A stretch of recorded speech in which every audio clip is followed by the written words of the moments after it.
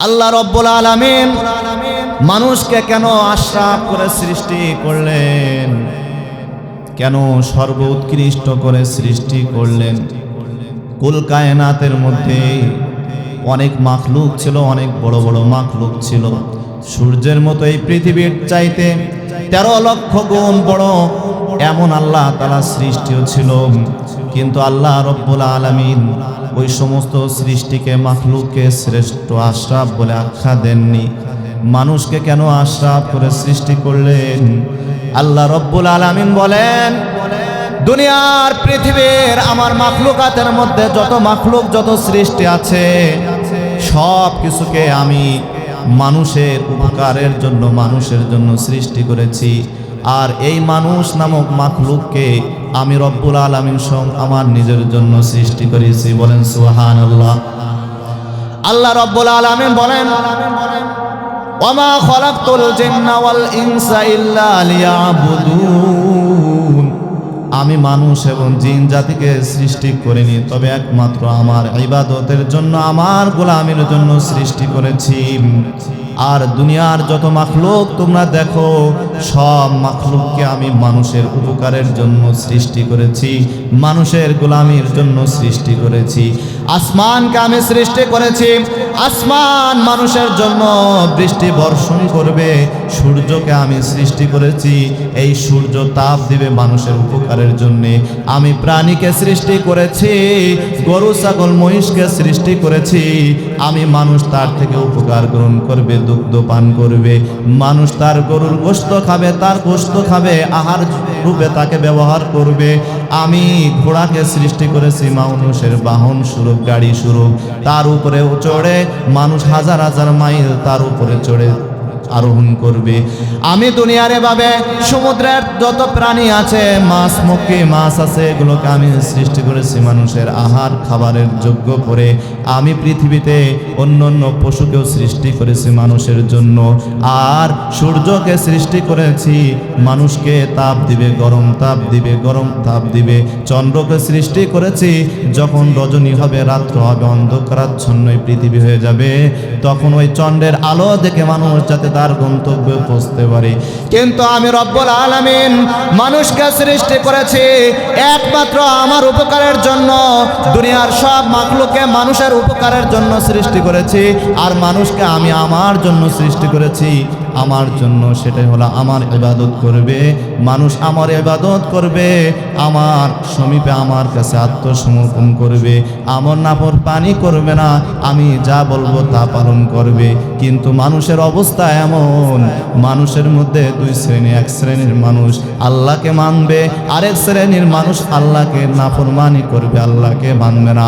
দুই শ্রেণীর জন্য আল্লাহ তাআলা ফলাফল রেখে দিয়েছেন। এক শ্রেণী জান্নাতে যাবে যারা আল্লাহকে মানবে, যারা নবীকে মানবে, যারা আল্লাহর কোরআন মানবে। আরেক শ্রেণীর মানুষ যারা আল্লাহকে মানবে না, আল্লাহর কোরআন মানবে না, আল্লাহর প্রেরিত পয়গম্বরকে মানবে না, আল্লাহর প্রেরিত কালামকে মানবে না, তাদের জন্য জাহান্নাম আমি রেখে দিয়েছি। দুইটির এখতিয়ার দিয়েছি, কিন্তু সঠিক কোনটা বেঠিক কোনটা এটা নির্বাচনের যোগ্যতাও তাদেরকে দিয়েছি। প্রতিটি মুসলমান, প্রতিটি মানুষ যখন মুসলমান হয়, তখন ইসলামী সভ্যতার উপরে তার জন্ম হয়। আল্লাহ রব্বুল আলামিন যখন মায়ের গর্ভে সন্তান জন্ম দেন, তখন প্রত্যেককে আল্লাহ তাআলা যেটা চান, মানুষের ইবাদত, আল্লাহর প্রতি আল্লাহর ইতাআত, আল্লাহর অনুসরণ, আল্লাহর আত্মসমর্পণ, আল্লাহর ইবাদত, আল্লাহর নাফরমানি আল্লাহ চান না। প্রতিটি মানুষের মধ্যে এই বোর্ডটা দিয়ে তৈরি করেন। আল্লাহর নবী বলেন, কুল্লু মাউলুদিন ইউলাদু আলা ফিতরাতিল ইসলাম ফাবাওয়াহু ইউহাউবিদানিহি আও ইউনাসসিরানিহি। আল্লাহর নবী বলেন, প্রতিটি মানুষকে আল্লাহ তাআলা যখন তার মায়ের গর্ভে সৃষ্টি করেন, তখন তাকে ইসলামী সভ্যতা, ইসলামী সমস্ত বুঝ দিয়ে সৃষ্টি করেন। কিন্তু জন্মগ্রহণের পরে যদি মুসলমানের ঘরে জন্মগ্রহণ করে, ওই যে পেটের মধ্যে যেই মূল্যবোধ দিয়েছিল, সেই মূল্যবোধ ঠিক রেখে আল্লাহকে খালেক হিসাবে মানে, আল্লাহর নবীকে নবী হিসাবে মানে, মুহাম্মাদের সুন্নাতকে অনুসরণ করে, আল্লাহর কোরআনের অনুসরণ করে।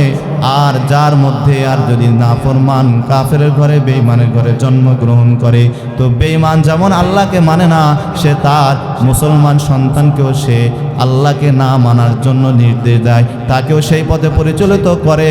আল্লাহ নবী বলেন ফাহু আবাওয়াহু ইউহাবিদানিহি আও ইউনাসসিরানিহি, সন্তান জন্মের পরে পিতা মাতায় তাকে ইহুদি বানায়, নাফরমান বানায়, পিতা মাতায় খ্রিস্টান বানায়, কিন্তু আমি রব্বুল আলামিন তাকে খ্রিস্টান ও মুসলিম কাফের হিসেবে দুনিয়ায় প্রেরণ করি নাই।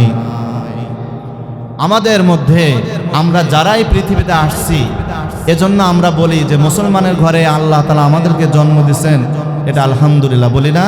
কেন বলি? যে আল্লাহ তাআলা যেই জিনিসের উপরে মানুষকে সৃষ্টি করেছেন, মায়ের গর্ভে যেই মূল্যবোধ, যে ইসলামী সভ্যতা দিয়ে সৃষ্টি করেছেন, তার মধ্যে দিয়ে দিয়েছিলেন, সেটার উপর আমরা অটল থাকতে পেরেছি। হতে তো পারতো মায়ের গর্ভ থেকে বের হওয়ার পর আমরা কাফের বেঈমানের মতো হয়ে যেতে পারতাম, হতে পারতাম না? কিন্তু ওই মূল্যবোধের উপরে অটল, ওইটার উপরে আমরা থাকতে পেরেছি, এটা আল্লাহ তাআলা বিশেষ রহমত। কি বলেন, ঠিক কিনা?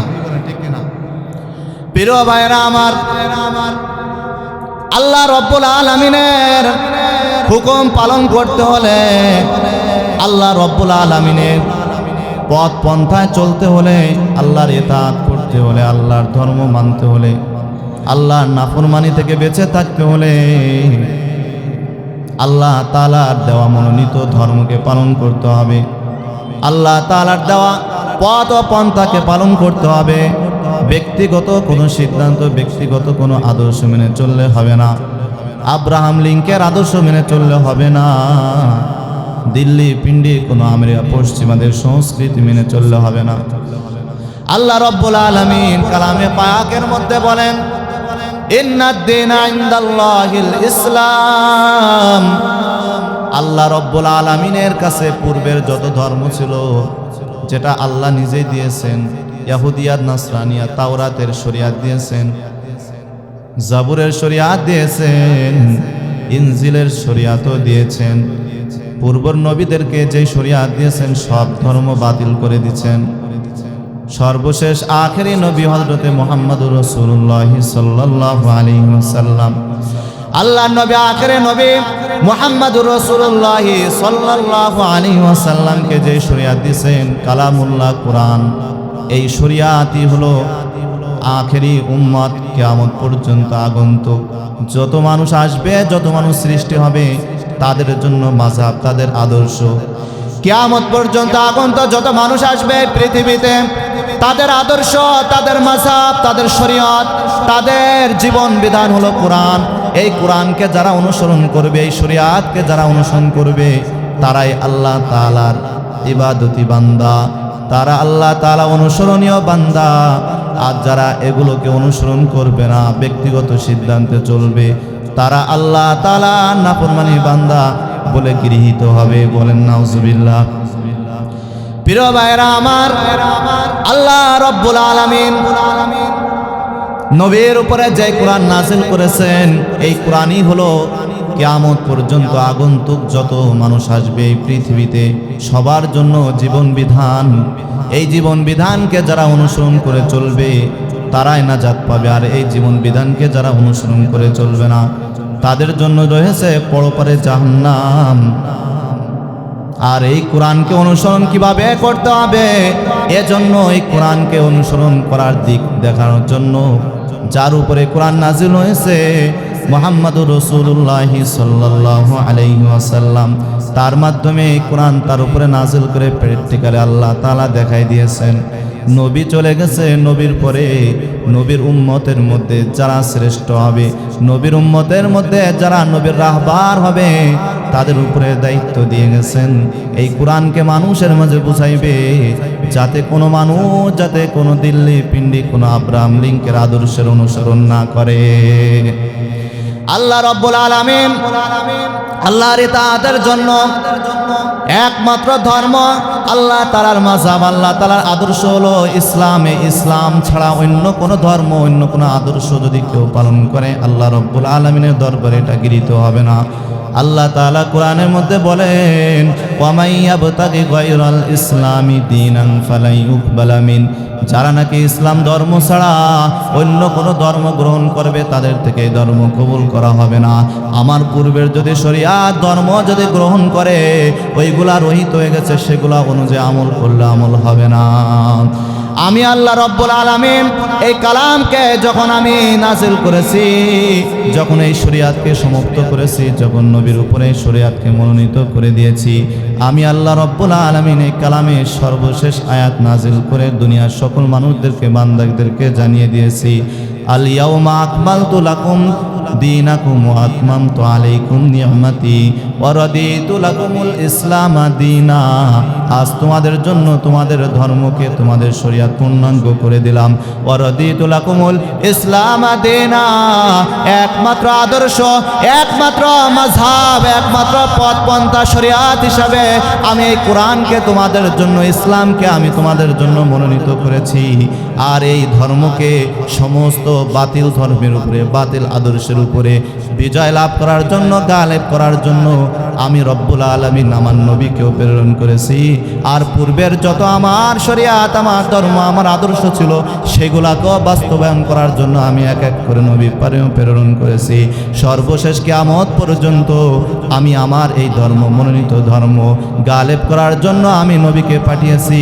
আল্লাহ রব্বুল আলামিন বলেন, ওয়াল্লাযী আরসালা রাসূলাহু বিল হুদা ওয়া দীনিল হক লিইয়ুযহিরাহু আলাদ-দীনি কুল্লিহি ওয়ালাউ কারিহাল মুশরিকুন। আমি আল্লাহ হলাম এমন আল্লাহ, যে আল্লাহ আমি আমার নবীকে প্রেরণ করে যে সত্য পথ নির্দেশ দিয়া আমার নবী কোন পথে মানুষদেরকে, আমার উম্মতকে, আমার বান্দাদেরকে চালাইবে, কোন পথে হাঁটতে বলবে, সেই পথ নির্দেশ আমি আগে আমার নবীকে বুঝাইছি, নবীকে দিচ্ছি। এরপরে আমি দ্বীনে হক, সত্য ধর্ম ইসলামকে আমি আমার নবীর উপরে নাজিল করে, নবীর উপরে শরীয়তকে মনোনীত করে আমি পাঠিয়েছি। আমি সমস্ত লিইয়ুযহিরাহু আলাদ-দীনি কুল্লি, এই ধর্ম, এই পথ নির্দেশ, এই সত্য ধর্মকে সমস্ত যত ধর্ম, বাতিল ধর্ম আছে, বাতিল আদর্শ আছে, মানব রচিত অথবা পণ্ডিতদের রচিত সমস্ত ধর্মের উপরে, আদর্শের উপরে প্রবাল করার জন্য, গালেব করার জন্য কোরআনকে, এই ধর্মকে নির্ধারণ করেছি। আর কিয়ামত পর্যন্ত আমার যত মুত্তাকি বান্দা আসবে, আমারকে যারা মানবে, তাদের উপর এই দায়িত্ব, যত আদিয়ানে বাতেলা, যত ভিন্ন ধর্মলম্বী আছে, যত বাতিল আদর্শ আছে, বাতিল ধর্ম আছে, এগুলার উপরে এই ধর্মকে প্রবাল করার জন্য তারাও চেষ্টা চালাবে। আল্লাহ নবীর উপরে যখন এই দায়িত্ব দেওয়া হয়, আল্লাহ নবী কখনো ঘরে বসেছিলেন না। আল্লাহ নবীর বয়স যখন 40 বছর হয়, তখনই নবীকে নবুয়াত রাহবারির দায়িত্ব দেওয়া হয়। একের পর এক নবীর উপরে কোরআনের আয়াত নাজিল হতে হতে 63 বছর বয়সে গিয়ে নবীর উপরে নাজিলের খতম হয়ে যায়, শরীয়ত মনোনীত হয়ে যায়। সর্বশেষ নবী সাল্লাল্লাহু আলাইহি ওয়াসাল্লাম, আল্লাহ নবীকে যে দায়িত্ব দেওয়া হয়েছে, যে শরীয়ত দেওয়া হয়েছে, আল্লাহ নবী এটা মানুষের মাঝে প্রচার প্রসার শুরু করে দেন। মানুষের হাতে, কাফের মুশরিকদের হাতে মার খান, অনেক আচার, অনেক খারাপ ব্যবহার তাদের থেকে শোনেন, নির্যাতিত হন, কিন্তু আল্লাহ নবী এই দাওয়াতকে পৌঁছানো কখনো বিরত থাকেননি। আল্লাহ নবীর ঘরের শত্রু, আল্লাহ নবীর ঘরের মানুষ, আত্মীয় স্বজন পর্যন্ত আল্লাহ নবীকে এই দাওয়াতের কাজের জন্য অনেক নির্যাতন করছে, কিন্তু আল্লাহ নবী কখনো তাদের নির্যাতনের কারণে বসে থাকেননি, বরং আল্লাহ নবীর দাওয়াতের কারণে সর্বপ্রথম এই ইসলাম গ্রহণ করেন, নবী মুসলমান হন। প্রাপ্তবয়স্কদের মধ্যে হযরতে আবু বকর সিদ্দিক রাদিয়াল্লাহু তাআলা আনহু, এরপরে অপ্রাপ্তবয়স্কদের মধ্যে হযরতে আলী রাদিয়াল্লাহু তাআলা আনহু, যায়েদ ইবনে হারেসা রাদিয়াল্লাহু তাআলা আনহু। নারীদের মধ্যেও সর্বপ্রথম নবীর হাতে কালিমা পড়ে মুসলমান হন আম্মা জান খাদিজা রাদিয়াল্লাহু তাআলা আনহা। একের পরে এক মুসলমান হতে থাকে। নবীর নির্যাতন সহ্য করতে করতে এভাবে দাওয়াতের কাছে বিরত থাকেননি। নিজের পরিবার, নিজের বংশ লোকের কাছে যে ধারে ধারে কাছে গিয়ে মানুষ যেমন ভিক্ষা করে টাকা আনতে যায়, এভাবে দিন প্রচারের জন্য গেছেন। মানুষ অনেক কথা শুনছেন, পরিবারের থেকেও শুনে, বংশের মানুষের থেকে শুনছেন, আপন চাচা থেকেও শুনছেন, ভাতিজা থেকেও শুনছেন, কিন্তু কখনো পিছন ফেরেন নাই। একের পর এক দাওয়াত দিতে দিতে রাসূলের চাচার চাচতো ভাই হযরতে হামজা রাদিয়াল্লাহু তাআলা ইসলাম গ্রহণ করেন। এরপর এক এক করে করতে করতে সবচাইতে কাফেরদের বড় নেতা ছিল, কাফেরদের জন্য সবচাইতে বড় শক্তি ছিল, আর মুসলমানদের জন্য সবচাইতে বড় কঠোর মারাত্মক শত্রু ছিল হযরতে ওমর ফারুক রাদিয়াল্লাহু তাআলা আন। সেই হযরতে ওমর ফারুক রাদিয়াল্লাহু তাআলা আনহু পর্যন্ত আল্লাহর নবীর হাতে কালেমা পড়ে মুসলমান হয়ে যান।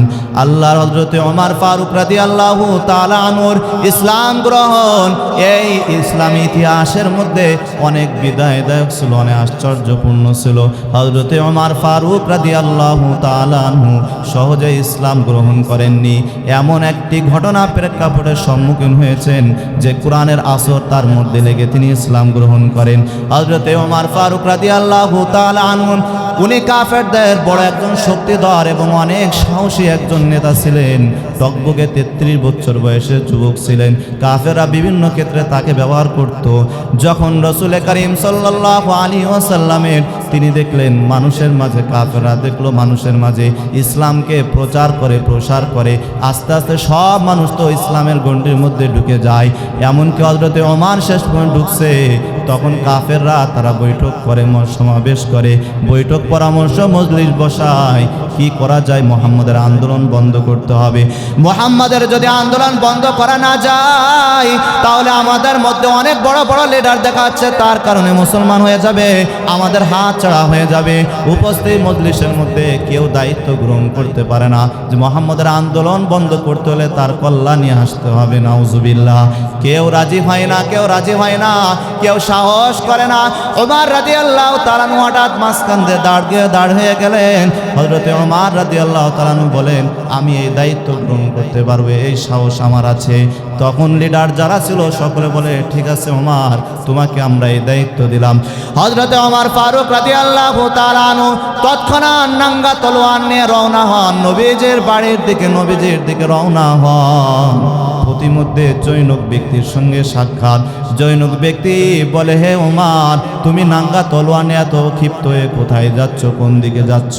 জৈনক ব্যক্তির কথা শুনে ওমর রাদিয়াল্লাহু তাআলা বললেন, আমি নবীজির মুহাম্মদের কল্যাণ আনতে যাচ্ছি। জৈনক ব্যক্তি জিজ্ঞাসা করে, কেন তুমি মুহাম্মদের কল্যাণ আনতে যাচ্ছ? তখন হযরতে ওমর ফারুক রাদিয়াল্লাহু তাআলা বলেন, মুহাম্মদ এমন কথা বলে যা কোরআনের মধ্যে নাই, নিজ থেকে বানোয়াটি কথা বলে আর মানুষের মাঝে তার ধর্ম প্রচার করে বেড়ায়।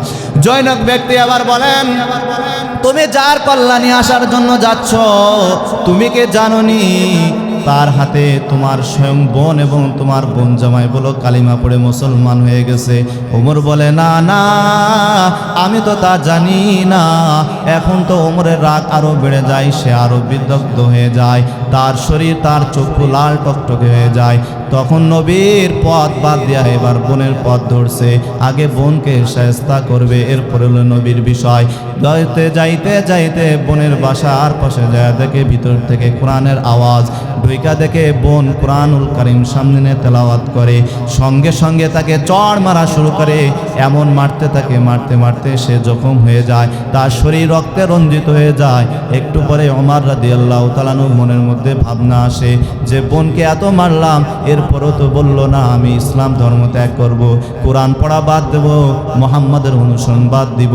তারপরে তার একটু মায়া হয়। মায়া হওয়ার সঙ্গে সঙ্গে তিনি বোনকে বলেন, হে বোন, তুমি যে পড়তেছো, তুমি কি তা আমাকে একটু দিতে পারবা? আমি একটু দেখতাম এখানে কি আছে, তুমি কি পড়তেছিলে।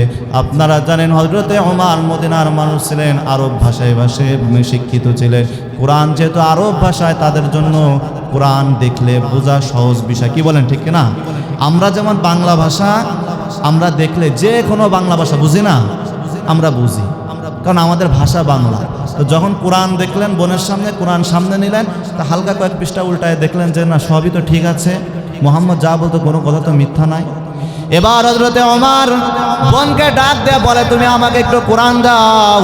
বোন বলে, না না না, তোমাকে কোরআন দেওয়া যাবে না, তুমি নাপাক। তখন ওমর রাদিয়াল্লাহু তাআলা জিজ্ঞাসা করেন, ওগো বোন, তাহলে কি করলে তুমি আমাকে কোরআন দিবা? বলল, তুমি পবিত্র হয়ে আসো, গোসল করে আসো, এই কোরআন ধরা যায় না, লা ইয়ামাসসুহু ইল্লাল মুতাহহারুন। পবিত্র যারা তারা ছাড়াই কোরআনকে স্পর্শ করতে পারে না। এটা আল্লাহ তাআলার নির্দেশ, কোরআনকে স্পর্শ করতে হলে তোমাকে পবিত্র হতে হবে। তখন হযরতে ওমর গোসল করে আসলেন, এরপরে বোন তার হাতে কোরআন দিলেন। কোরআন দেওয়ার সঙ্গে সঙ্গে ওমর রাদিয়াল্লাহু তাআলা একটু পড়ার পর ওনার মধ্যে কোরআনের আসর লেগে যায়, কোরআনের প্রভাব তার মধ্যেও লেগে যায়। সঙ্গে সঙ্গে বোনকে বলে, বোন চলো মুহাম্মাদের দরবারে চলো, আমিও মুহাম্মাদের কাছে কালিমা পড়ে মুসলমান হয়ে যাব। বলেন না সুবহানাল্লাহ। শরীয়তপুরের ভাইয়েরা আমার, কোরআনের আসর এমন আসর, এই কোরআনের আসরের কাছে অনেক কাফের নবীর হাতে হাত রেখে মুসলমান হয়ে গেছে। এই কোরআনের আসরের কাছে কেউ টিকতে পারে নাই। উমারের মতো এমন শক্তিশালী একজন নেতা কাফেরা পাঠাইছিল, সবচাইতে ইসলামে বড় লিডার মুহাম্মদুর রাসূলুল্লাহর কল্যাণ আনার জন্য, কিন্তু উল্টা এসে ইসলামের বড় শক্তিধর নেতা হয়ে গেছে। ইসলামের যখন এত বড় নেতা একজন মুসলমানরা পেল, তখন হযরতে ওমর যখন ইসলাম গ্রহণ করেন, ইসলামের অবস্থা খুব দুর্বল ছিল। মুসলমানরা যারা নতুন নতুন নতুন ইসলাম গ্রহণ করত, তারা মানুষের কাফেরদের সামনে নামাজ পড়তে পারত না, গোপনে নামাজ পড়তো, মানুষদেরকে দিন ধর্মের কথা বলতে পারত না, ইসলামের কোনো কাজ করতে পারত না। যখন হযরতে ওমর রাদিয়াল্লাহু তাআলা ইসলাম গ্রহণ করেন, তখন ওই অল্প সংখ্যক মুসলমান নারীদের ভিতরে একটি শক্তি যোগায় যায়, একটি শক্তি চলে আসে।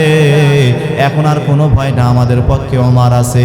যাকে বেশি ভয় করতাম, এখন তো সে আমাদের পক্ষে চলে আসছে। এখন মুসলমানরা স্পষ্ট করে মানুষের সামনে দেখাইয়া দেখায় নামাজ পড়তে থাকে, ইসলামের কাজ শুরু করতে থাকে। ওমর ওই দিকে শুধুমাত্র মানুষের মাঝে দাওয়াত নয়, এক এক রাষ্ট্র শাসন করতে থাকেন, কাফের মুশরিকদের সঙ্গে যুদ্ধ করে তাদের রাষ্ট্রগুলোকে দখল করতে থাকেন। যখন কাফের মুশরিকরা দেখলো ওমর তাদের পক্ষে চলে যায়, মুসলমান হওয়ার পর এখন তো আমাদের নিজেদের জন্য হুমকি হয়ে যায়, ওমর রাদিয়াল্লাহু তাআলা আনহুকে তারাও ভয় করতে শুরু করলো।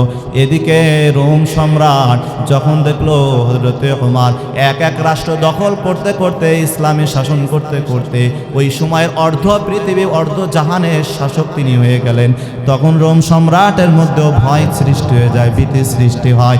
রোম সম্রাট তার গোয়েন্দা প্রধানদেরকে নিয়ে বৈঠক করেন, ওমরের থেকে যদি বাঁচতে হয় তাহলে আমাদের কঠিন ব্যবস্থা গ্রহণ করতে হবে, আমাদের কলা কৌশলের মধ্যে যেতে হবে। গোয়েন্দা প্রধানকে দায়িত্ব দেয়, যাও যাও যাও তুমি ওমরের সিংহাসনে গিয়া ঘুরে এসে দেখো ওমর কি করে, ওমর সেখানে কি করে, তার সিংহাসনের কি অবস্থা। রোম সম্রাট যখন নির্দেশ দেন, তার গোয়েন্দা প্রধান তখন ওমরের সিংহাসন দেখার জন্য রওনা। ওমরের সিংহাসনে গিয়া দেখে ওমর রাদিয়াল্লাহু তাআলা আনহু তিনি তার সিংহাসনে নাই। তখন উপস্থিত সাহাবায়ে কেরামকে জিজ্ঞাসা করেন, আইনা মালিক হুকুম, তোমাদের রাষ্ট্রপ্রধান কোথায়, তোমাদের বাদশা কোথায়? তখন উপস্থিত সাহাবেরা বলে, লা বাল আমিরুনা, তিনি আমাদের বাদশা হন না, আমাদের আমির হন, আমাদের রাহবার হন, আমাদের তোমাদের মতো এইভাবে বাদশা হন না। আমাদের আমির এমন হন, আমাদের রাহবার এমন হন যে আমাদের প্রজা রাহবার আমির রাষ্ট্রপ্রধানের মাঝে কোনো পার্থক্য থাকে না, আমরা সকলে এক প্লেটে খানা খাই, আমাদের মাঝে কোনো দ্বিধাবোধ নাই, আমাদের মাঝে কোনো উপর নিচে নাই, আমাদের মাঝে একজন সিংহাসনে বসে থাকে আরেকজন মাটির মধ্যে গড়াগড়ি করে, এমন হয় না। যখন দেখলেন গোয়েন্দা প্রধান এখানে ওমর নাই, তখন জিজ্ঞাসা করলেন, তোমাদের সেই আমির কোথায় গেছে, তোমাদের সেরা আবার কোথায় গেছে? উপস্থিত সাহাবীরা বলেন, আমাদের আমির, তার একটি উটনি ছিল, উটনিটা হারিয়ে গেছে, ওই উদ্যান ময়দানের দিকে, ফাঁকা ময়দানের দিকে চলে গেছে, উনি ওই দিকে তার খোঁজার জন্য চলে গেছেন। তখন ওই গোয়েন্দা প্রধান বলে, চলো আমার সঙ্গে একজন, তোমরা চলো। তখন এক সাহাবী ওই গোয়েন্দা প্রধানের সঙ্গে রওনা হন উদ্যান মাঠের দিকে। যাইতে যাইতে দেখেন পথিমধ্যে অনেক উদ্যানের মধ্যবর্তী একটি স্থানে হযরতে ওমর রাদিয়াল্লাহু তাআলা আনহু একটি গাছের ছায়ার নিচে, একটি চতুর্দিকে হলো বিরান, চতুর্দিকে কোনো মানুষ নাই, লোকালয় নাই, একটি গাছের সাথে গোড়ার মধ্যে তার উটনি, একটি উটনি বাঁধা, আর তিনি নিচে দুই হাতকে মাথার নিচে রেখে ওই ঘাসের উপরে শুয়ে আছেন। গোয়েন্দা প্রধান যখন দেখে ইনি হলেন ওমর। ওমর একজন, তিনি অর্ধ শাসনের বাদশাহ, অর্ধ রাষ্ট্রের বাদশাহ, অর্ধ পৃথিবীর বাদশাহ। আজকে তার এই অবস্থা, নাই কোনো গোয়েন্দা, নাই কোনো বডিগার্ড, নাই কোনো তার বিশেষ কোনো ফোর্স, নাই কোনো সেনাবাহিনী, নাই কোনো বিজিবি, নাই কোনো দেহরক্ষী, নাই কোনো দুর্গ, তিনি স্বাভাবিক, নাই কোনো সুন্দর আলিশান বিছানা, নাই কোনো আশপাশে তাকে পাড়া দেওয়ার মানুষ। এই দেখে তখন তিনি বললেন, তুমি কি ওমর? ওমর রাদিয়াল্লাহু আনহু বললেন, হ্যাঁ আমি ওমর। সঙ্গে সঙ্গে গোয়েন্দা প্রধান বলেন, আমি নিশ্চয় সাক্ষ্য দিচ্ছি তুমি তোমার জনগণ, তোমার প্রজাদের হক তুমি পালন করো, এই কারণে তোমার কোনো পাহারাদার লাগে না, তোমার কোনো ভয় নাই। অথচ আমাদের বাদশাহ দুর্গ, বড় বড় আলিশান দুর্গের মধ্যে থাকে, চতুর্দিকে তার দেহরক্ষী থাকে, ফোর্স থাকে, সেনাবাহিনী থাকে, বিজিবি থাকে, চতুর্দিকে তার বিশেষ গোয়েন্দারা তাকে সিসি ক্যামেরা দিয়ে বিভিন্ন ধরনের তাকে পর্যবেক্ষণে রাখে, কিন্তু এরপরও তার ঘুম হয় না, তারপরও ভিতরে কাঁপাকাঁপি করে। কিন্তু তুমি অর্ধ জাহানের বাদশা হয়ে তোমার এই হালত, অবশ্যই তুমি তোমার জনগণের হক আদায় করো, এজন্য তোমার কোনো ভয় নাই, স্বয়ং তোমার পাহাদার হলো রব্বুল আলামিন। বলেন না সুবহানাল্লাহ? বলেন তো ভাইরা আমার, আমাদের দেশে বর্তমান পৃথিবীর ভিতরে এমন কোন রাষ্ট্র আছে কিনা যে রাষ্ট্রপ্রধান এভাবে চলাফেরা করে? কোন রাষ্ট্র খুঁজে পাবেন না। হ্যাঁ হ্যাঁ, ওই যেখানে আফগানিস্তানে ইসলাম মুসলিম শাসন করতেছে, মুসলমানরা শাসন করতে, ইসলামী শাসন খেলাফতি ব্যবস্থা চলতেছে, সেখানেও এমন ওমরের মতো কাহিনী আমরা দেখতে পাচ্ছি বিভিন্ন মিডিয়ার মাধ্যমে। সেখানেও আফগানিস্তানেও এমন শাসকের হালত আমরা দেখতে পাই। এটাই হলো ইসলাম, এটাই হলো আল্লাহর বিধান, এটাই হলো আল্লাহর আদর্শ, যে আদর্শে মানুষের কোনো ভয় থাকবে না, এমনকি কোনো নেতারও ভয় থাকবে না, কোনো রাষ্ট্রপ্রধানের ভয় থাকবে না। কিন্তু আমাদের অবস্থা, আমাদের দেশের অবস্থা, আমাদের পৃথিবীর গণতান্ত্রিক দেশগুলোর অবস্থা হলো যাদের মধ্যে ইসলামী মূল্যবোধ নাই, যারা শাসন করে হলো বেঈমান কাফের, যারা আব্রাহাম লিঙ্কের আদর্শ অনুযায়ী দেশকে কায়েম করতে চায়, ইসলাম কায়েম করতে চায় না, দ্বীনি পরিবেশ করতে চায় না, তাদের অবস্থা হলো নেতা হওয়ার আগে, মন্ত্রী হওয়ার আগে, কেউ দেশের রাষ্ট্রপ্রধান হওয়ার আগে 300 কোটি, 200 কোটি, 3 কোটি, 4 কোটি দিয়ে বুলেট প্রুফ গাড়ি তারা অগ্রিম ব্যবস্থা করে রাখে। আমি বলি ভাই, যদি তারা যদি মুসলমানের ঘরে সন্তান হয়ে যদি আল্লাহর বিধান যদি পালন করতে আর রাষ্ট্রকে যদি ইসলামী বিধান অনুযায়ী করার চেষ্টা করত, তাহলে তাদেরও ওমরের মতো কাহিনী হতো। কি বলেন, ঠিক কিনা? আমরা দেখতে পাই যারা আমাদের পৃথিবীর মধ্যে ইসলাম শাসন করতে চায়, ইসলাম কায়েম করতে চায়, ওই সমস্ত নেতাদের পিছনে কোনো লোক লাগে না, কোনো ফোর্স লাগে না, তারা হাজার হাজার জনতার মাঝে কথা বলে রাত্রে নিজেরা চলে যাচ্ছে। তাদের মধ্যে একমাত্র আল্লাহর ভয়, নবীর ভয় ছাড়া আর কারো ভয় থাকে না, তাদের কোনো দেহরক্ষী লাগে না, কোনো প্রোডাক্ট লাগে না। কিন্তু বর্তমান যাদেরকে আমরা দেখি, যাদেরকে অনুসরণ করছি, যাদের আয়াতে আমরা চলতেছি, কিন্তু সকলে কিন্তু রাষ্ট্রে প্রবেশ করার আগে, দায়িত্ব পাওয়ার আগে বাহিরের ব্যবস্থা করে রাখে। কিনা ঠিক কিনা? কেন ঠিক করে রাখে? কারণ সে জানে আমি জনগণ। ওমর রাদিয়াল্লাহু তাআলা আনহুকে একজন কাফের, রাষ্ট্রের কাফের গোয়েন্দা প্রধান বলছে কি প্রথমে, যে আপনি জনগণের হক আদায় করার জন্য আপনার ভয় নাই। কিন্তু আমাদের দেশের নেতারা, পৃথিবীর গণতান্ত্রিক রাষ্ট্রগুলো যারা ইসলাম চায় না, তাই সমস্ত নেতারা তাদের ভিতরেই আছে, রাষ্ট্রীয় ক্ষমতায় যাব, নিজে ভালো চলবো, নিজে পরিবার চলবে, নিজের আত্মীয় স্বজন চলবে, কিয়ামত পর্যন্ত যাতে বসে খেতে পারি। এই কারণে তাদের নিজেদেরকে নিয়ে জনগণের হক আদায় করার কোনো চিন্তা থাকে না, বরং জনগণের হক আদায় করা তো দূরের কথা, তাদের উপর নির্যাতন, জুলুম, আত্মসাৎ করার চিন্তা ফিকির নিয়ে তারা রাষ্ট্রের দায়িত্ব গ্রহণ করে। এই কারণে তারা নিশ্চিন্ত হতে পারে না। তাদের অগ্রিম আলিশান বাড়ি তাদের তৈরি করা লাগে, তাদের গাড়ি তৈরি করা লাগে। আবার এ দেশে ঠিক থাকতে পারবে কিনা জন্য বাহিরের দেশেও ঘর তৈরি করে রাখে। বলেন না ঠিক কিনা? প্রিয় ভাইরা আমার, আল্লাহর হুকুম পালন করতে হলে, আল্লাহর নাফরমানি থেকে বেঁচে থাকতে হলে, এই মনোনীত ধর্ম ইসলাম ছাড়া ব্যতিক্রম কোনো ধর্ম পালন করা যাবে না।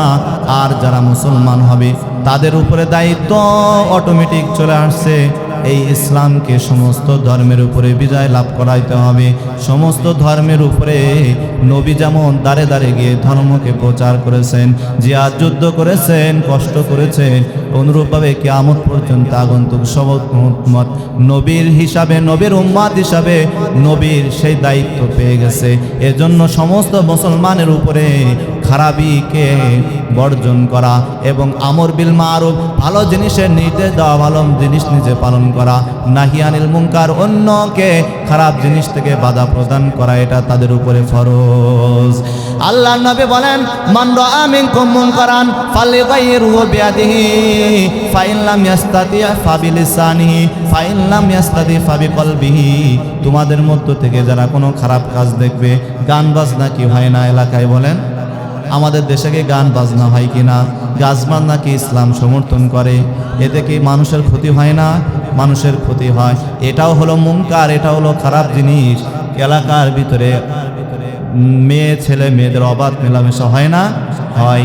দেশে ভরপুর, শুধুমাত্র দেশে নয়, দেশের মূল মূল জায়গাগুলোতে আমরা দেখি এখন খবরের কাগজে আসে কিনা? আসে না?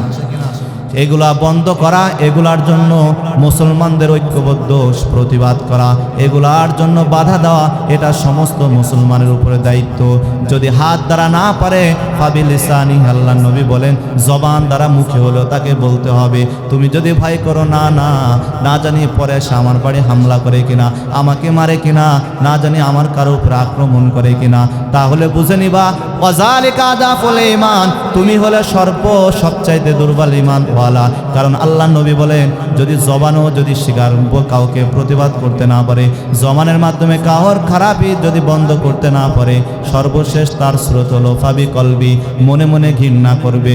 বলেন তো, আমরা দুর্বল ঈমানওয়ালা হয়ে জান্নাতে যেতে চাই নাকি আকওয়া সর্বশক্তিওয়ালা ঈমানদার হয়ে জান্নাতে যেতে চাই? সর্বশক্তিওয়ালা ঈমানদার হয়ে জান্নাতে যেতে চাই, এমন আকাঙ্ক্ষা কারণেই হয়তো বলতে পারবেন না। সমস্ত মুসলমানই চায় আমি একজন পাক্কা মুমিন দাবিদারি হই এবং পাক্কা ঈমান আমার মধ্যে থাকুক। এমন কেউ নাই যে কেউ চায় না আমার ভিতরে পাক্কা ঈমান না থাক। দাবি সে চলুক, ঈমানের উপরে না চলুক, কিন্তু সকলে নিজেকে আমরা পাক্কা মুমিন দাবি করি, ঠিক কিনা? দাবি করি না? কিন্তু পাক্কা ঈমানের ওয়ালার যে সিফাত, পাক্কা ঈমানওয়ালার যে কাজ, সে কাজ আমাদের মধ্যে নাই। আল্লাহ রব্বুল আলামিন কোরআনে কারিমের মধ্যে বলেন, আশিদ্দাউ আলাল কুফফার রুহামাউ বাইনাহুম, প্রকৃত মুমিনের গুণ ঐতিহ্য এমন হবে, তার হালত তার চরিত্র এমন হবে, কাফেররা যারা হবে, যারা অন্যায় করবে, তাদের উপরে তাদের ব্যাপারে কঠোর থাকতে হবে, মনেও ঘৃণা করতে হবে, হাতের প্রতিবাদও করতে হবে, আন্দোলনও করতে হবে, সংগ্রামও করতে হবে, ঐক্যবদ্ধভাবে প্রতিরোধও করতে হবে, প্রতিবাদও করতে হবে। আর যারা মুমিন হবে, যারা পরস্পর মুসলমান, যারা ভাই ব্রাদার, আল্লাহ রব্বুল আলামিন সমস্ত মুমিনদের ব্যাপারে কোরআনে কারিমের ভিতরে বলেন, ইন্নামাল মুমিনুনা ইখওয়া, সব মুমিন হলো এরা ভাই ভাই, তাদের মধ্যে ভ্রাতৃত্বের সম্পর্ক থাকবে। ভাই ভাই যদি গন্ডগোল মারামারি ঠেলাঠেলি করে, আল্লাহ রব্বুল আলামিন বলেন আসফাসলিহু বাইনা আখাওয়াইকুম, তোমরা তোমাদের ভাইদের মাঝে সংশোধন করো, মিলমিশ করে দাও, আরো ঠেলাঠেলি করে তাদের ভিতরে আগুন জ্বালিয়ে দিও না। সমস্ত মুমিন ভাই ভাই, তাদের দায়িত্ব হইল, আল্লাহ রব্বুল আলামিন বলেন রুহামাউ বাইনাহুম, তারা পরস্পরের মধ্যে মিলতাল থাকবে, দয়াদ্র হবে, ভালোবাসা রাখবে। কিন্তু ভাইরা আমার, আমাদের দেশের অবস্থা বলি, আমাদের এলাকার অবস্থা বলি, আমাদের শহরের অবস্থা দেখি, আমরা নিজেরা এমন ঠেলাঠেলি করি, মনে হয় যে কাফেরের সঙ্গে আল্লাহর নবী সাহাবীরা এমন ঠেলাঠেলি কখনো করেননি। একজন কাফেরের সঙ্গে আল্লাহ নবীর সাহাবীদের যেমন আদর্শ ছিল, কত সুন্দর ব্যবহার ছিল, অথচ ওই ব্যবহারটা পর্যন্ত আমরা পরস্পর মুমিন ভাই ব্রাদারের মধ্যে করতে পারি না। আমরা নিজেদের মধ্যে এমন ঠেলাঠেলি, এমন কুসাকুসি, এমন আতঙ্ক সৃষ্টি করে রাখি যে কাফের মুশরিকরা আমাদের মধ্যে ঢুকে আমাদেরকে ধ্বংস করতে তাদের কোনো হাতিয়ার লাগে না, বরং আমাদেরকে দ্বন্দ্বে লাগিয়ে দেওয়াটাই হলো তাদের সবচাইতে বড় হাতিয়ার, ঠিক কিনা? আমাদের অবস্থা হলো এমন, বিশেষ করে আমি বাংলাদেশে এগুলা দেখি, বহিরা বিশ্বে এই ধরনের ঠেলাঠেলি এত কিছু না। আমরা সকলকে পাক্কা মুমিন দাবি করি, কেউ বলবে না। আমি যেমন বলি না কাউকে যে আমি প্রকৃত মুমিন না বা প্রকৃত মুমিনের উপরে নাই, কেউ কি বলে? সবাই বলে আমি মুসলমান, আমার বাপ দাদা সবাই ইসলামের উপরে ছিল, আমার সন্তান মাদ্রাসায় পড়ে, আমার মেয়ে মাদ্রাসায় পড়ে, আমি সবসময় তাবলিগ করি, 5 ওয়াক্ত নামাজে থাকি, সব কিছু এইভাবে আমরা দাবি করি না। আসলে দাবি অনুযায়ী আমাদের ভিতরে কোনো কর্মই নাই। আছে বলেন? আছে। এই কথা আল্লাহ রাসূল সাল্লাল্লাহু আলাইহি ওয়াসাল্লাম বলেন, শেষ পরিণতি আমার উম্মতের এমন হবে, কিয়ামতের পূর্বে আমার উম্মতের অবস্থা এমন হবে। মুসলিম শরীফের ভিতরে আসছে, আল্লাহর নবী বলেন ইউশিকু আলা উম্মতি জামানুন লা ইয়াবকা মিনাল ইসলামি ইল্লা ইসমুহু ওয়া লা ইয়াবকা মিনাল কুরআনি ইল্লা রাসমুহু মাসাজিদুহুম আমিরাতুন ওয়া হিয়া খারাবুম মিনাল হুদা ওয়া উলামাউহুম শাররু মান তাহতা আদিমিস সামা। আমার উম্মতের মধ্যে এমন হবে, উম্মতের নিজেরা নিজেদেরকে মুসলমান দাবি করবে, বলবে আমি প্রকৃত মুমিন, আমি অনেক বড় একজন মুমিন মুসলমান, আমার পূর্বপুরুষ ইমানদার, তাদের সূত্রে ধরে আমিও বড় মুমিন, আমার ভিতরে আমি পূর্ণাঙ্গ ইসলাম পালন করি, জান্নাত পাবো ইত্যাদি অনেক কিছু দাবি করবে। হজ করে এসে বলবে আমি আলহাজ, আমি হাজি, আমার হজ আল্লাহ কবুল করে নিছে, কারণ হজ এইভাবে ঠিকঠাক মতো আদায় করেছি। কিন্তু আল্লাহ নবী বলেন অনেকে নিজেকে হাজি হজকারী দাবি করবে, অনেকে নিজেকে প্রকৃত মুমিন মুসলমান দাবি করবে, আসলে তার ভিতরে বিন্দু পরিমাণ ইসলামের কোনো কাজ থাকবে না। সে হাজি একজন প্রকৃত, তার হজ কবুল হয়েছে, মাকবুল হজ করে আসছে, মাকবুল উমরা করে আসছে, বলবে আসলে তার হজ উমরা কবুল হয়নি। আল্লাহ নবী বলেন শেষ জামানার অবস্থায় এমন হবে আমার উম্মতরা মুসলমান বলে দাবি করবে, প্রকৃত মুসলমান বলে দাবি করবে, অথচ লা ইয়াবকা মিনাল ইসলামি ইল্লা ইসমু, তাদের মধ্যে শুধুমাত্র সে মুসলমান এই নাম থাকবে, ইসলামের কোনো কাজ থাকবে না, শুধুমাত্র নামই থাকবে। অনেকে তারা কোরআনের হাফেজ বলে দাবি করবে, খুব সুন্দর কোরআন পড়তে পারে বলে দাবি করবে, অথচ কোরআনের রূহ তাদের মধ্যে থাকবে না। ওয়ালা ইয়াবকা মিনাল কুরআনি ইল্লা রাসমুহু, কোরআন কথাগতভাবে বলা হবে অমুক খুব কারি, খুব ভালো করে তেলাওয়াত করতে পারে, তার তেলাওয়াতে অনেক মানুষ খুব ভক্তি শ্রদ্ধা করে শোনে, আসলে কোরআনের এলেম, কোরআনের রূহ, কোরআনের আমল তার মধ্যে থাকবে না। মাসাজিদুহুম আমিরাতুন ওয়া হিয়া খারাবুম মিনাল হুদা, শেষ জামানার অবস্থা এমন হবে আলিশান অট্টালিকার টাইলস করা অনেক সুন্দর সুন্দর মসজিদ নির্মাণ হবে, ওই বাহিরের দেশ থেকে পাথর বোঝাই নিয়ে আসা হবে, টাকা করে খরচ করে বাহির থেকে আমদানি করে আনা হবে, কিন্তু মসজিদে মুসল্লি খুঁজে পাওয়া যাবে না, মসজিদ আবাদ করার লোক খুঁজে পাওয়া যাবে না।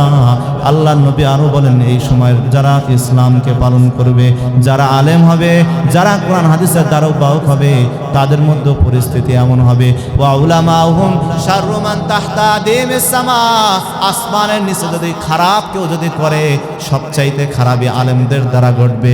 আপনারা কি দেখেন না যারা ইসলামের বিরুদ্ধে কাজ করতেছে, ইসলামের বিরুদ্ধে যারা কাজ করে তাদেরকে সমর্থন করে, তাদের পক্ষ কিছু মোল্লা মৌলবী পাওয়া যায় কিনা? আছে না? তাদের পক্ষ পাওয়া যায় কিনা?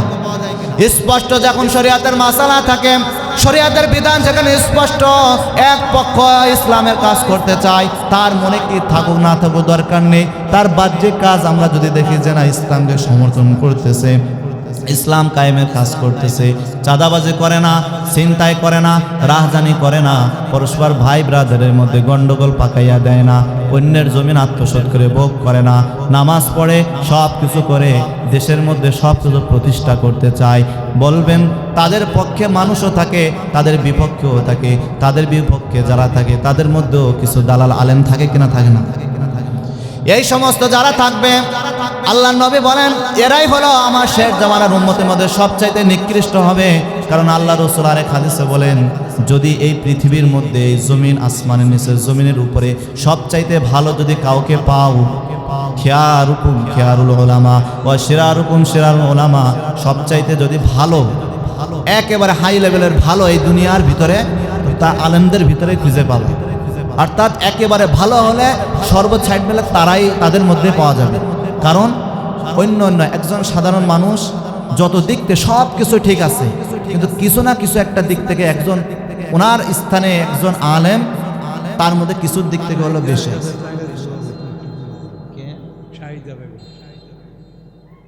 শাহিদা বেগম নামে আমাদের মা বোনদের পর্দার ওখানে যারা মাহফিল 1000 টাকা দিচ্ছেন, তো সকলে তার জন্য দোয়া করবেন এবং তার মা খালা অন্যরা যারা আত্মীয় স্বজন মারা গেছে তাদের জন্য দোয়া করবেন। আল্লাহ তাআলা তার দানকে কবুল করুক এবং তার মা মারা গেছে তার মাকে আল্লাহ তাআলা জান্নাত ফেরদাউস যেন নসিব করেন, আমরা সকলে দোয়া করব, ঠিক আছে ইনশাআল্লাহ। তো যারা ইসলামকে প্রতিষ্ঠা করতে চায়, যারা ইসলামকে প্রতিষ্ঠা করতে চায় না, যারা তাদের পক্ষে যাবে তারাও কি মুসলমান দাবি করলে মুসলমান থাকতে পারে কিনা বলেন? তো আল্লাহ নবী বলেন খিয়ারুকুম খিয়ারুল উলামা ওয়া শিরারুকুম শিরারুল উলামা। তোমাদের মধ্যে যদি ভালো হয়, সর্বোত্তম ভালো তোমরা আলেমদের ভিতরে খুঁজে পাবা। আর যদি কেউ খারাপ হয়, তাও দেখবা আলেমদের মধ্যে সবচাইতে খারাপই করনেওয়ালা খুঁজে পাবা। এজন্য কিয়ামতের ময়দানে সর্বপ্রথম আলেমদের এক শ্রেণী আলেমদের হিসাব হবে কিনা বলেন? জানেন না আপনারা? এক ধরনের আলেমদের হিসাব হবে। এজন্য প্রিয় ভাইয়েরা আমার, আমি আপনাদেরকে বর্তমানে এসে এমন এক অবস্থা, আমি আপনাদেরকে যত নামাজের কথা বলি, যত ইসলামের কথা বলি, সব কিছু বলে আপনারা জানেন, এমন কেউ নেই যে জানেন না। আছেন এমন কেউ? কিন্তু আমি আপনাদেরকে ওমর রাদিয়াল্লাহু তাআলা ইসলাম পরবর্তী উনার শক্তিকে, উনার সামর্থ্যকে, উনার চেষ্টাকে, উনার বাহাদুরিত্বকে উনি কিভাবে তৈরি করছেন আর এটা ইসলামের কত কাজে আসছে, এই একটি ঘটনা দ্বারা আমি আপনাদেরকে এই দিকে ইঙ্গিত করতে চাই, আপনাদেরকে আমি বুঝাইতে চাই। এই দেশের যে অবস্থা, বলেন তো 99% মুসলমান যে আমরা দাবি করি, এটা ঠিক কিনা? ঠিক আছে, ঠিক বলেন। 99% মুসলমান দাবি করে। আসলে যদি রাসূলের হাদিসের সম্মুখে রেখে যদি 99% মুসলমানকে যদি জরিপ করা হয়, আসলে 99% মুসলমান হতে পারে না।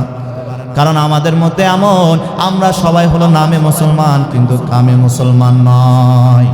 আমাদের দেশের আইন চলে ওই কাফের মুশরিক ভারতীয় হিন্দুত্ববাদের রীতি অনুযায়ী, কি বলেন ঠিক কিনা? আমাদের দেশের সব কিছু চলে, সংসদও চলে, সংসদের নিজ পর্যায়ের নেতাকর্মীরাও চলে। কোরআনের বিধান বাদ দিয়া ওই আব্রাহাম লিঙ্কে আমেরিকার বিধান চলে কিনা? চলে, বলেন।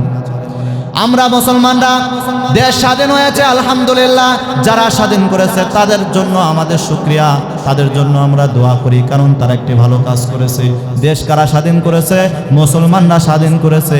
এই ধরনের সাধারণ মানুষ মুসলমান যারা ইসলামের অনুভূতি মূল্যবোধ রাখে, তারাই স্বাধীন করেছে। জিয়াউর রহমানকে মুসলমান ছিল না? শেখ মুজিব কি মুসলমান ছিল না? তারা কি আল্লাহকে অস্বীকার করে দেশ স্বাধীন করছে? নবীকে অস্বীকার করে সে দেশ স্বাধীন করছে? তাদের পিছনে যারা ছিল তারা কি আল্লাহকে স্বীকার করতো না, বিশ্বাস করতো না? সব কিছুই ঠিকঠাক ছিল, কিন্তু দেশ স্বাধীন হয়েছে এটা ওই ভারতীয়দের জন্য দেশ স্বাধীন হয়েছে, কিন্তু মুসলমানের জন্য দেশ স্বাধীন হয়নি। কেননা মুসলমানের জন্য যদি দেশ স্বাধীন হয়, তাহলে এই দেশে ধর্ষণ হয়, এই দেশে সেঞ্চুরি হয়, এই দেশে ডাকাতি হয়, এই দেশে রাজধানী হয়, এই দেশে অন্যায়ভাবে মানুষকে গুম করে ফেলানো হয়। এর বিরুদ্ধে দেশের কোনো আইন থাকে না।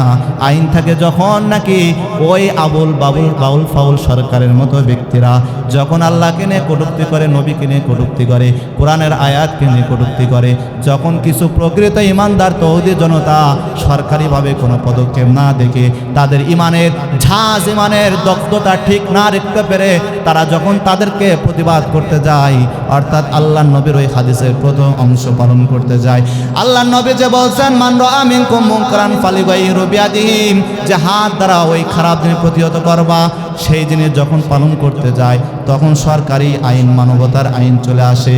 তাদেরকে এমন মারা ঠিক হয়নি। এটা রশিতে 11টা গেট লাগাইয়া আসলে মন্ত্র করে রাখছিল। রাসূল অনেকদিন অসুস্থ ছিল, তো আল্লাহ তাআলা জিবরিল আমিনের মধ্যে ওহির মাধ্যমে আল্লাহ নবীকে জানাচ্ছেন যে আপনি সুস্থ হতে হলে আপনার নামে এইভাবে জাদু করছে কাফের। এই যে জাদু মাদু উল্টোপাল্টা কুফরি যায়, এগুলো সাধারণত কাফেররা এবং মুশরিকরা এবং যারা ইহুদি খ্রিস্টান এরা এগুলো রিসার্চ বেশি করতে, যারা ইসলামের বিপরীত ছিল এরা এগুলো রিসার্চ করতে বেশি। এখনও আমাদের বিভিন্ন সময় আমাদের এই যে কুফরি কালামালা ইত্যাদি করে বিভিন্ন বড় বড় ব্যক্তিদেরকে, এগুলো সব হিন্দুরা করে, এই বিষয়ে তারা পারদর্শী, এগুলো তারা করে। তো এখানে আল্লাহ তাআলা নবীকে ওহির মাধ্যমে জানাইছেন যে আপনি অসুস্থ হয়েছেন মূলত ওই জাদুর কারণে। তো ওই জাদু থেকে মুক্ত হওয়ার জন্য 2টি সূরা আমি নাজিল করতেছি, এই 2টি সূরা আপনি পড়বেন এবং এই 2টি সূরার 11টি আয়াত আছে। সূরা ফালাক, সূরা নাস, 11টি আয়াত আছে। ওই কূপের থেকে ওই রশিটা তুলে নিয়ে আসেন আর 11টি আয়াত পড়বেন, সূরা ফালাক থেকে শুরু করে একটা পড়বেন আর একটা গির খুলবেন, আপনি সুস্থ হয়ে যাবেন। পরে রাসূল কারীম সাল্লাল্লাহু আলাইহি ওয়াসাল্লাম সুস্থ হয়ে গেছে। তো এখানে আল্লাহ তাআলা রাসূলকে পানাহ জাতীয়, আল্লাহ কাছে জিন শয়তান মানুষ শয়তান থেকে পানাহ চাওয়া, এই ধরনের কথা আল্লাহ তাআলা এখানে বলছেন কি কুল আউযু বিরাব্বিন নাস, এ নবী আপনি বলুন আউযু বিরাব্বিন নাস, মানুষের প্রতিপালকের কাছে আমি আশ্রয় চাই, মালিকিন নাস, মানুষের মালিকের কাছে আশ্রয় চাই, ইলাহিন নাস, মানুষের মাবুদের কাছে আমি আশ্রয় চাই, মিন শাররিল ওয়াসওয়াসি, মিন শাররিল ওয়াসওয়াসি কুল আউযু বিরাব্বিন নাস মালিকিন নাস ইলাহিন নাস মিন শাররিল ওয়াসওয়াসিল খান্নাস। জিন শয়তান মানুষ শয়তান এগুলো থেকে আমি মানুষের কাছে আল্লাহর কাছে মুক্তি চাই, আশ্রয় চাই। এগুলো আল্লাহ বলছেন, নাচতে বলছেন। নাচ শব্দের কোনো অভিধানের ভিতরে কেউ খুঁজে পায় না, এটা তো আরবি শব্দ। নাচানাচি কোনো অর্থ না, এর কাছাকাছিও কোনো অর্থ না। নাচ শব্দ অর্থ মানুষ, আশরাফুল মাখলুকাতের একটি পরিভাষা। আশরাফুল মাখলুকাতকে আল্লাহ তাআলা ডাকার জন্য কোরআন এই শব্দ ব্যবহার করেছে নাচ, কিন্তু নাচানাচি। আবার কি বলে বলে আল্লাহ তাআলা সব বোঝেন, আল্লাহর কোনো গোয়া মাথা বুঝে না। নাউজুবিল্লাহ, আল্লাহ কোনো গোয়া মাথা বুঝে না, মানে কি কয় না কয় বুঝে না। আল্লাহ তাআলা একজন, আল্লাহ ক্ষুধা কেন সৃষ্টি করলেন? আল্লাহ তো 10, 12 জন 20 জন করলে তো আল্লাহরই মান হইতো। নাউজুবিল্লাহ, কিভাবে সে দলিল দেয়, বুঝায় যে দুনিয়াতে পীর সাহেবরা যেমন দেখে না, যার যত মুরিদ সেই পীর সাহেবের দাম বেশি না। তো সে বাউল আবুল বলে যে আল্লাহ তাআলা যদি আরো কজন আল্লাহ বানাতেন, সব আল্লাহর মুরিদ হইতো, তখন আল্লাহর আরো একটা ভালো বড় চেয়ারে থাকতো। নাউজুবিল্লাহ, বুঝতে পারছেন? তাহলে সে আল্লাহকে অস্বীকার করলো, আল্লাহর সাথে স্পষ্ট শিরিক করলো, কোরআনের আয়াতকে অস্বীকার করলো, কোরআনের আয়াতকে ব্যঙ্গ করলো। তাকে সবাই গ্রেপ্তার করে গেছে, তার ছেলেবেলা বিভিন্ন কিছু করতেছে, কিন্তু কোনো খবর নাই। এই দেশের রাষ্ট্রে আমরা না 99% মুসলমান, আমাদের রাষ্ট্রপ্রধান থেকে নিয়ে মেম্বার, চেয়ারম্যান, যত ইউনিয়ন যা আছে সব আমরা মুসলমান বলি না। খুব মাহফিলের ময়দানে, মসজিদে, মেম্বারে খুব সুন্দরভাবে ইমাম সাহেবরা বাদ দিয়ে, মুয়াজ্জিন সাহেবরা বাদ দিয়ে, যারা মূলত প্রকৃত মুসলমান, প্রত্যেক এলাকার মসজিদের ইমাম, মুয়াজ্জিন এবং প্রত্যেক মাদ্রাসার আদর্শ শিক্ষক, তারাই হলো প্রকৃত মুসলমানের দাবি করতে পারে। এবং যারা সাধারণ মানুষের ভিতরে আল্লাহ তাআলা, আল্লাহ নবীর আদর্শকে মানে, যারা ঠিক মতো নামাজ কালাম পড়ে, ইসলামের মূল্যবোধকে যারা ভিতরে যারা রাখে, তারা প্রকৃত মুসলমান দাবি করতে পারে। কোথায় আউল ফাউলদেরকে আমরা প্রকৃত মুসলমান বলে আমরা স্বীকৃতি দিই। এই স্বীকৃতি দেওয়াও ঠিক না, এটাও জায়েজ নেই। যার মধ্যে যা নাই সেটা বলাও, এটাও মিথ্যার পর্যায়ে। কি ঠিক কিনা? আমরা কি দেখলাম, যখন মানিকগঞ্জের তৌহিদি জনতা সহ্য করতে না পেরে, আমরা তো সাধারণত প্রতিবাদ করি নবীকে নিয়ে কটূক্তি করছে বা কোরআনকে নিয়ে, যেখানে সঙ্গে আল্লাহর কে নিয়ে কটূক্তি করা হয়েছে। যখন তৌহিদি জনতা রাষ্ট্রীয়ভাবে কোনো পদক্ষেপ নাই, একটু যে হামলা করলেন, তাদেরকে একটু পিটা সরালেন, তারাও বলে মারছে। কিন্তু পরের দিন কি হালত দেখলাম, পেপার পত্রিকা মিডিয়ার মধ্যে আসে, ওই যে কোচে কিছু উপদেষ্টা রেখে দিয়েছে, একজনের নাম হলো মাহফুজ, সবচাইতে শাহবাগী লিয়াজু হলো সেই মাহফুজ। তার অবস্থা শুরু শেষ খুঁজে দেখবেন, শাহবাগী ভাব তার মধ্যে ছিল, এখনো আছে। যত ইসলামের বিপক্ষে কথা বলার ক্ষেত্রে সহায়তা করে, কথা বলে, লড়ে, তার মধ্যে একজন হলো মাহফুজ। বাকিগুলো মোটামুটি ইমান ঠিক আছে, বাকিগুলো ঠিক আছে। কিন্তু ওই ছেলেটা, সেই উপদেশটা পরের দিনে তৌহিদি জনতাদেরকে নিয়ে এখন তাদেরকে অপরাধ, তাদের মব সৃষ্টি করছে, তাদেরকে গ্রেফতারের পরোয়ানা জারি করে দিল। বুঝাতে পারছি? এদিকে প্রধান উপদেষ্টার প্রেস সচিব শফিকুল ইসলাম সাহেব, তিনিও গ্রেফতার করেন। তৌহিদি জনকে গ্রেফতার করতে হবে, রাতারাতির মধ্যে সকালে দেখে মিডিয়ায় ভেসে গেছে। বলেন তো, মুসলমান এই সমস্ত রাষ্ট্রের দায়িত্বশীলদেরকে কি মুসলমান বলা যায়? আপনারা কি বলেন? হ্যাঁ, আমরাই তো কোনো ইসলামের কাজ, আমাদের ভিতরে অনেক অসমাপ্তি, আমাদের ভিতরে অনেক ত্রুটি, আমরা নিজেদেরকে তো দাবি করি না, তো হেরা দাবি করে কিভাবে? বা এদেরকে আমরা স্বীকৃতি কিভাবে দিই বলেন? এজন্য সম্মানিত ভাইয়েরা, ইসলামকে যারা পালন করবে, ইসলামকে মানার মতো পালন করতে হবে। শুধুমাত্র নিজের ক্ষেত্রে নয়, নিজের পরিবারের ক্ষেত্রে নয়, রাষ্ট্রের ক্ষেত্রে নয়, সর্বক্ষেত্রে পালন করতে হবে। আল্লাহ রাব্বুল আলামিন কোরআনে হাকিমের মধ্যে বলেন, ইয়া আইয়ুহাল্লাযীনা আমানু উদখুলু ফিস সিলমি কাফা ওয়া লা তাত্তাবিউ খুতুওয়াতিশ শাইতান ইন্নাহু লাকুম আদুউম মুবিন। ইসলামের মধ্যে পূর্ণাঙ্গ রূপে দাখিল হও, প্রবেশ করো, অর্ধার্ধে প্রবেশ করো না।